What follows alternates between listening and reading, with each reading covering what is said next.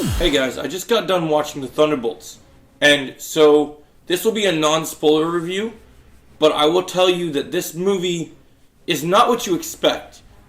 You know, you've been watching these Marvel movies, and you've been seeing that they're just constantly just being super wokey and preachy and slop, garbage, just constantly exposition dump, setting up the next thing. Marvel finally made a good movie.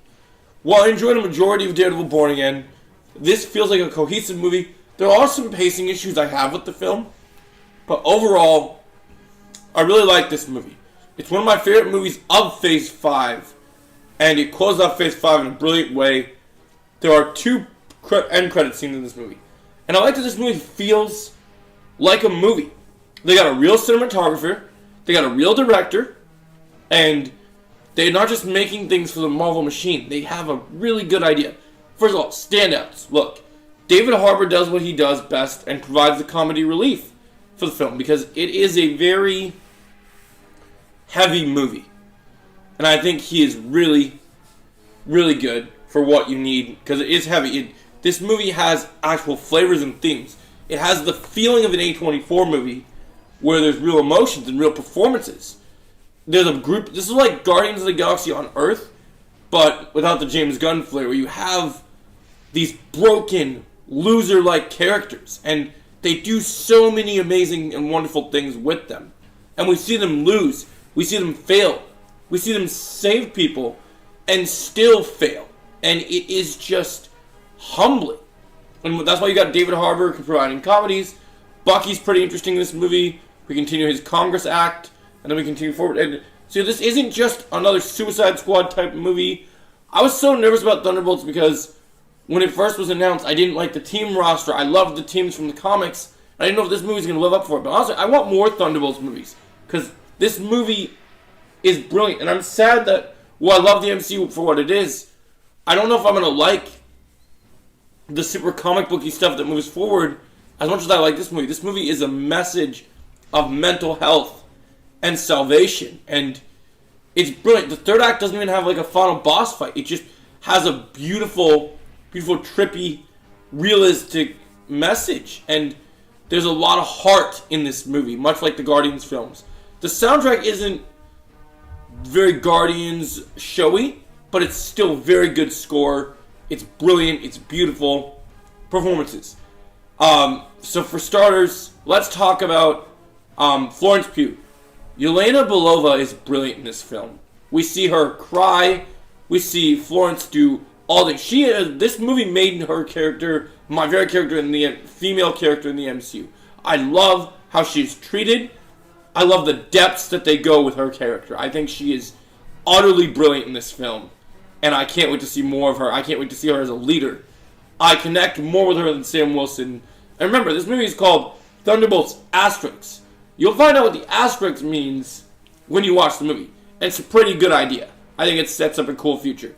Ghost is not in a ton. She doesn't do a ton in this movie, but they redeem her from Ant-Man 2.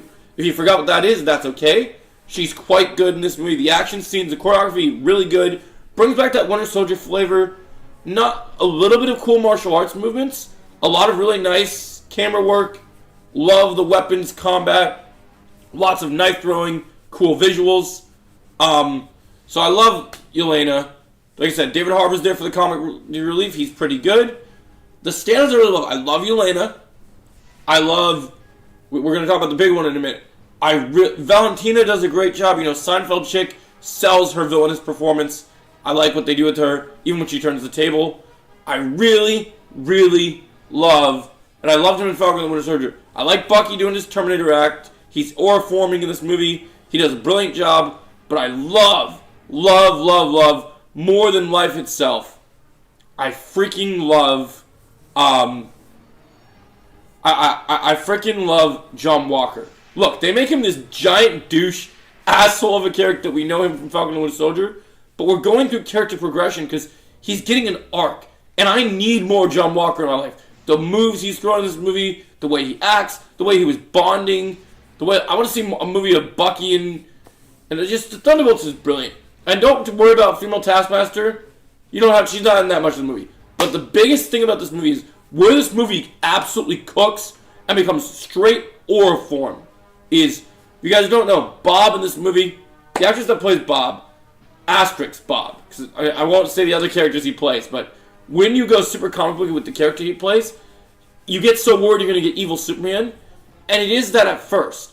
But then they flip it, and if you see this movie goes dark for PG-13. Don't just think that kids are going to be safe, it's going to be okay, because it's not doing the Andor thing, but it is dark, and it does have some questionable choices, and it makes you question yourself, your depression, your mental health, and it's brilliant. I just love this film. Great choreography, want to see John Walker's arc continue, want to see where Elena goes as a leader, 2 post-credit scenes. I do recommend Thunderbolts, it's one of my favorite MCU movies. I gotta say, Thunderbolts is my second favorite movie of the year behind Sinners, and I gotta give it a 9.5 out of 10, just because of my pacing issues, but it's still one of the best movies of this year. Highly recommend it. Go check out Thunderbolts, share your thoughts on my review in the comments below, and we'll catch you in the next video. Let's go play some Marvel Rivals. Thanks for watching.